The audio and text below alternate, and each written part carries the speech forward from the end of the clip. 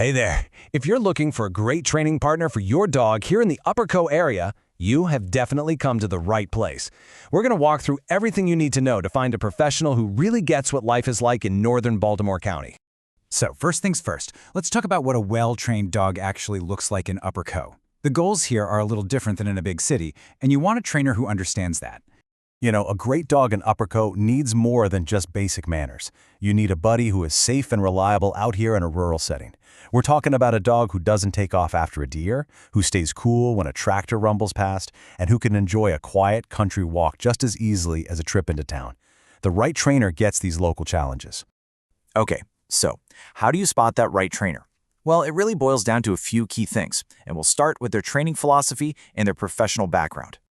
You'll hear this term a lot, positive reinforcement. It's really the modern standard for professional dog training. All it means is that you're focusing on rewarding the behaviors you want to see. It's super effective, and it helps build this amazing trusting bond with your dog because you're teaching them what to do instead of just what not to do. Now, let's talk credentials. I know these look like a bunch of alphabet soup, but they're a huge signal that a trainer takes their education seriously. A CPD-TK is a fantastic all-around certification. A KPA-CTP means they're an expert in positive reinforcement. And if you see an IAABC credential, that tells you they have specialized knowledge for more serious behavior issues. Next up is the format. Training is definitely not a one-size-fits-all kind of thing. The right way to go about it really depends on your dog, what you want to achieve, and of course your budget. You'll probably be choosing between these two options. Group classes? They're awesome for socialization and for practicing focus around other dogs. But for those really specific upper core issues, like teaching your dog to stay on your property or how to act around livestock, private lessons, often right in your home, are usually the quickest way to get results. So, what does a private lesson actually cost? Well, for a single 1-hour session right here in the Upper Cone area, you can expect a budget somewhere in this ballpark. Just remember, a lot of trainers will offer packages that can bring that per session cost down a bit. And here's a look at the bigger picture for different services. As you can see, group classes are usually the most budget-friendly option. On the other end, something like a board and train program is a much bigger investment. One tip, when you're getting quotes, always ask if they include travel fees, since that's pretty common for trainers covering our area. All right, once you've found a few trainers you're interested in, it's time to set up a consultation.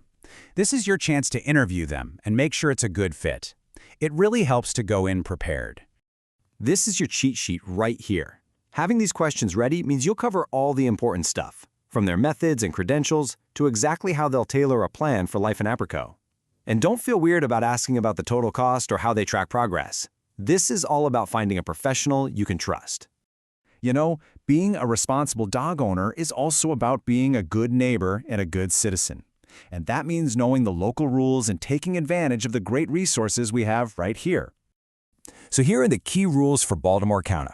The big ones are that your dog has to be on a leash anytime they're off your property, and they need a current rabies tag on their collar. And of course, managing barking is a pretty big deal for keeping the peace in a quiet community like ours.